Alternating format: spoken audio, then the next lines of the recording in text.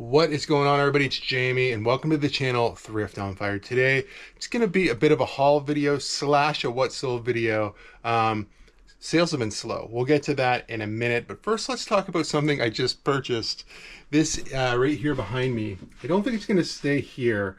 It feels too close to my kind of messy workspace I got going on right now. I think I'm going to move this large format printer over here, just so that it gives me some breathing room along with the cards and everything else.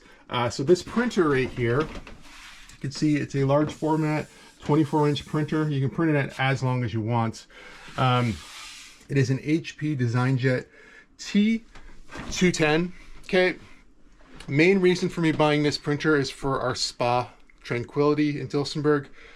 We have like a promotional like A-frame board that, you know, if we're doing like any sort of sales or promotions, like for manicures or any of the spa services, you know, massages, whatever, they like to throw different signs out there. We have a bunch of signs pre-made, but when you make one of these signs that are, I think they're 24 by 36, I think, sort of like the size of a poster, every time we have to purchase one of those, it costs $60. Our A-frame sign has two sides, so that's $120 right there.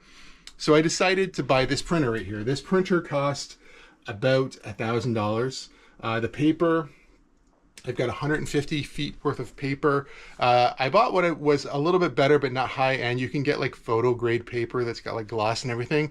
I just bought like a matted paper for this.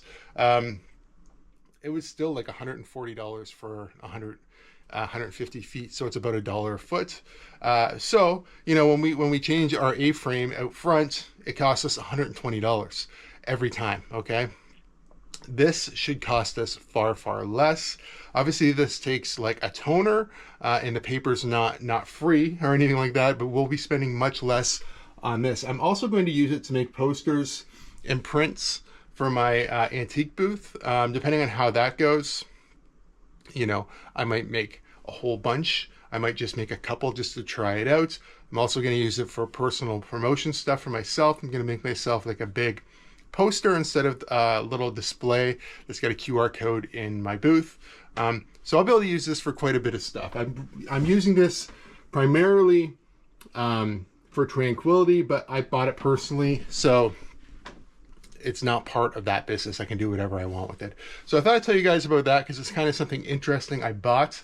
I also did a big wholesale from a Goodwill bins, buddy. I bought a bunch of jerseys. I'm going to show you all those jerseys in a haul here in a second. I also bought a huge lot of vintage clothing online, which I'm excited to show you probably in the next video. It's 75 pieces. And I kind of took a chance. I gambled because there's a good chance I could have got scammed. I didn't know a lot about this company. I haven't dug through any of it. We are going to dig through the box together. We've opened the top of the box just to see what was inside.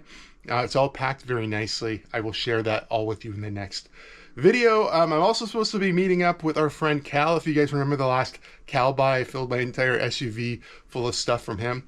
He says he's got a bunch more stuff for me, so we're supposed to meet up this week coming, so we'll have another haul, which is awesome because I kind of was like in the scavenger phase right now. I don't have a big death pile, so I've been just going to like find things to source so I could get things you know, up on eBay every single day still, even though I've kind of got a goal not to just put stuff up for the sake of putting it up. It's got to be good stuff, really good stuff. I don't want to put a bunch of mediocre stuff up unless I buy it in a big bulk buy, like the $1,500 card buy. There's lots of stuff, or the $1,500 collectible and card buy. There's lots of stuff in there I wouldn't have purposely bought, but all that stuff did sell. So when you can buy stuff in a big lot, it's a lot different than purposely going out and finding like little things to sell, right? Okay, so let me get set up here, and we're gonna do a jersey haul. I paid $300 for all these jerseys. I think it's a pretty good deal. It's not the best deal I've ever had. There's a bunch of stuff in here I didn't really necessarily want, but to make it easy, I just said, I'll take it all. Let's come up with a price. We did, and we landed on $300. So let me show you what $300 worth of jerseys looks like. All right, so I've listed a few of these. I might just throw my listings up for them. I'll tell you what I know about them. This is a Germany soccer t-shirt, or soccer jersey, clearly jersey. New with tags. Okay, Nice one. So we've got this listed. Sharp. Can't think. Philip Sharp, is that this guy's name? Okay, it's got the assistant captain there. This one does have the fight strap underneath, wherever that is. Fight strap. Okay, this is a pretty good one. It's again, I paid $300 for all the jerseys. This is a Manchester United. I think this one is like 2013, something like that. So these are all listed. What is this one? I forget what team this one is, honestly, but another soccer jersey. Huh, can't remember. Same thing, this is another soccer jersey. This one, pretty good value to it, actually. It's got the little hologram there as well, which is what you want, and then the proper tag inside here. A lot of these Adidas jerseys are way easier to tell. You're looking for this little tag right there. I don't know if that'll come through or not. That's typically what you want to see anyway. City Connect jersey. This one looks like Chris Bassett. Yep, this was the Chris Bassett one. I think I posted this on my Facebook page. These jerseys, this isn't like the best jersey. Chris Bassett probably won't be a Blue Jay going forward unless something crazy happens, but it's still a cool jersey, cool basketball jersey. Last thing that I've got listed so far, this one is a size 54. Stamkos, or whatever that guy's name is, Steven Stamkos, is that how you say it? This one has a tag as well, but it does have some issues on one of the cuffs here, right there. I think it's been repaired, honestly. So I listed it a little less. I also listed it as used instead of new, even though it has tags. And then mentioned there was a repair on that one. This one also has a fight strap. Now these jerseys are not listed. This one is a Mark Messier jersey. This is coming apart a little bit, or like it's vinyl. It's cracking. I don't know. I don't know if I can't even see. Sorry guys. Tap the screen there if I can see the camera again. I don't know. This is one I probably wouldn't have grabbed. This one's an interesting one. It's on a Rawlings tag. Same thing. The vinyl's cracking. But this one, I think it's okay because it's older.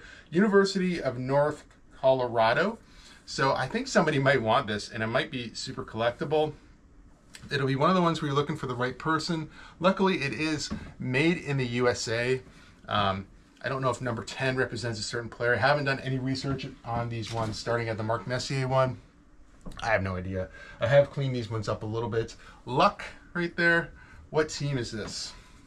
I don't know. I haven't looked it up yet, but this is a Reebok jersey. Of course, everybody knows I'm a Disney fan, so he threw in a Mickey shirt. Gave this one a little bit of a bath. There's still some stains on it.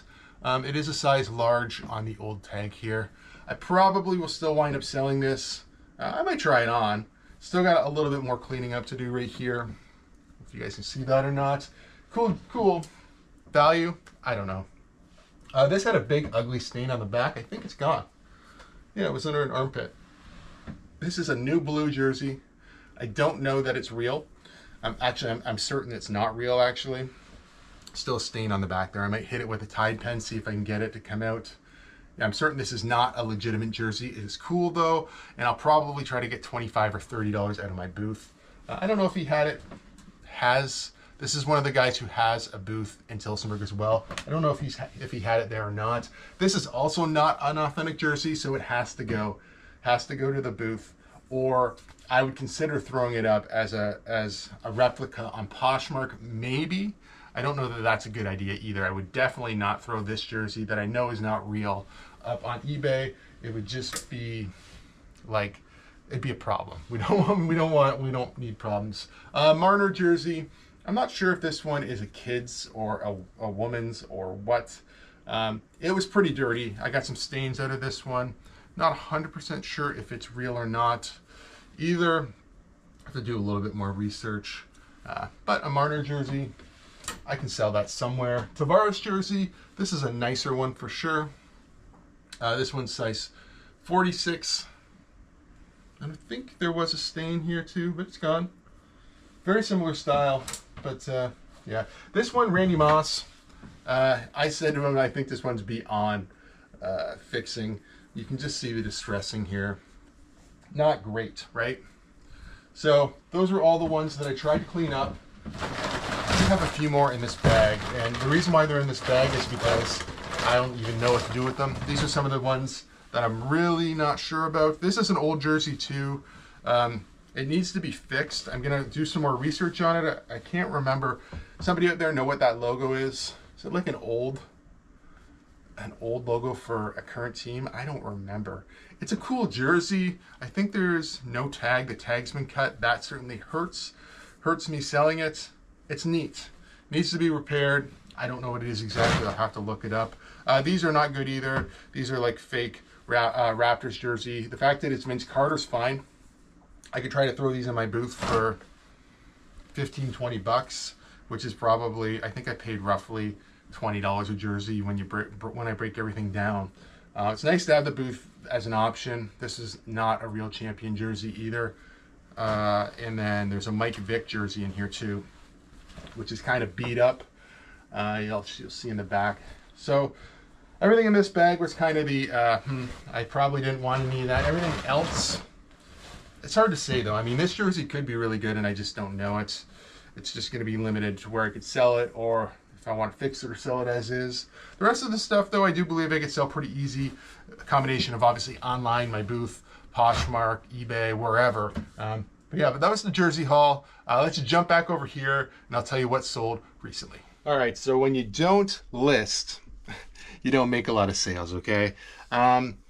So from, I think, New Year's Eve until maybe the 4th or something like that of January, there was a good 4 to 5 days where I listed absolutely nothing on my main eBay store or on Poshmark.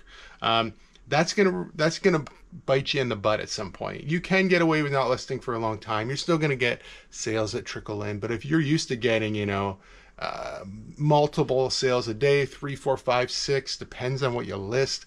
If you list junk, it's not going to sell anyway. But if you stop listing, it typically, in my case, it's always bit me in the butt. Like if I go on vacation for a week and I come back, it seems like, hey, I got sales while I was on vacation, blah, blah, blah. And then all of a sudden things kind of come to a halt, okay? That's my personal experience. I'm not saying that's how it works for everybody. It really depends on what you have listed. But in my case, that's what happens. This week was super slow. It could be for a lot of reasons, but I can tell you for sure, the only thing I did not neglect over those 4 to 5 days that I did not list on eBay or Poshmark was my secondary eBay store, which is cards. I still listed 10 cards every day, sometimes even more than that, just because, okay? I got up, shipped my cards out, listed or drafted another 10 so I'd have cards again, and then I didn't do anything else, okay? I had lots of sales, actually more sales on my card store than I've had recently. I think I'm up to roughly about $300 plus is my payout every week on the card store right now. I really want to get that up to $500 or $600, but I probably need to, at least double the amount of listings I have now, which is still like maybe 2,200 listings, something like that. And these are still just anywhere from like $2, $3, $5, $10 cards up to like $30 cards. And that's, it's a lot of volume going out there. As far as eBay, okay, so we sold a Steve Smith Carolina Panthers jersey. This one is going to the US. I think I have 2 going to the US actually. This was one of them. This one's going with UPS, which has been a real pain in the butt, but this person asked me to do it with UPS, so I did. And we got I think it's $48.73 is what I got, okay? This other person did ask me to send this t-shirt as well. It's a vintage 1994 Star Trek Next Generation t-shirt. I think it says like it was fun. I can't see it on the screen. I'll throw it up. I think it says it was fun or something. They purchased it. eBay would not let them pay, so they were trying to buy it outside of eBay international shipping. Unless this for some reason is exempt from that, I don't really know. The shirt is made in the USA, which does help. So they said, hey, is there any way you can ship this to me? I'm like, possibly UPS or maybe Canada Post. Let me check. So I checked on Canada Post. It was $9 to ship this t-shirt. Zonos was zero tariffs or anything like that. So this one made a lot of sense for me to go with Canada Post, and I just bought it on Canada Post Snapship. So their website, I wound up getting $31.20 for this. So I have to scroll the screen down. Had a couple more sales This one is just into Canada. I can't remember. I think somewhere in Ontario, actually. Skechers Relaxed Fit Memory Foam Sandals. Picked these ones up at the Goodwill bins. So into them, you know, $3-4 maybe by weight. I don't know how much they weighed exactly, but we got $27.99. I wouldn't pick these up at a thrift store probably. Maybe I would, really depends on condition, but at the Goodwill bins in like new condition, I definitely did and would.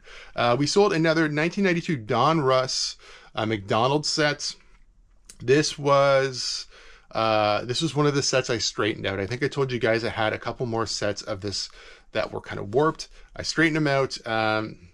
Relisted these ones. When I looked at them before I shipped them, they looked to be pretty good. You could kind of see a slight curve to them. I flipped them over in the case and put some pressure on with like some styrofoam in there, so it would hopefully help it a little bit. We'll see when it gets there if the buyer thinks that they look good. I think they look really good, but I do know they did have a curve, so in my eye when I'm looking at them, I'm like, oh, that's probably a little bit of that curve still, but we'll see when they get them. They're happy with them or not. I do have another set right now that I'm doing the same thing. I'm flattening them out, trying to get the little bit of a curve out of them. I've seen different people like steam cards and do that, but that seems like a dangerous game. So I've just been using at heavy weights just to, like, you know, get the curve out, and it's worked for me in the past. These look pretty good, and we sold them for $19.99. I don't have the right page open on Poshmark. I did sell one item on Poshmark, and it was an odd item for Poshmark. Let me just flip this over. Geoffrey Lupal. I think that's how you, I don't really know who this guy is, if I'm going to be completely honest with you. Toronto Maple Leafs, 8x10, Frozen Pond CFA. This did come from the first card buy that I got, which originally was a jersey buy, and some collectibles, and it turned into a huge card buy, which started this whole card journey, believe it or not, and I've made a couple more buys since then. Yeah, I got $15 for this autograph, Frozen Pond C of A. I think it was listed for $20, but on Poshmark, I'll take it. Any of the photos I have left probably need to be repriced just to get them out of here. I sold a lot of them, honestly, but I still have a stack like this. Could even be time to throw some of them in the booth. We'll see. But for now, that's what sold, 5 things. So not a lot over the last, you know, 4 to 5 days. I've been listing every day again, and I really have been seeing a little bit of an uptick in sales. So hopefully next time we do an order pull video. If not, I'll just tell you what sold this way. But I have lots of new inventory, so I have no excuse not to list. So this year so far, we're back into the bulk buying pretty good. So the jerseys, always happy to get bulk jerseys from some of these Goodwill bins friends.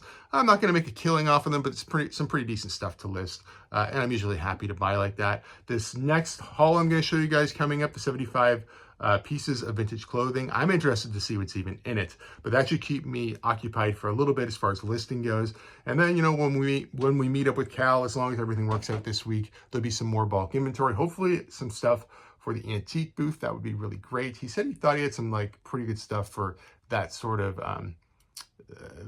fit the antique booth market type thing. So I don't know. I don't really know what he's got.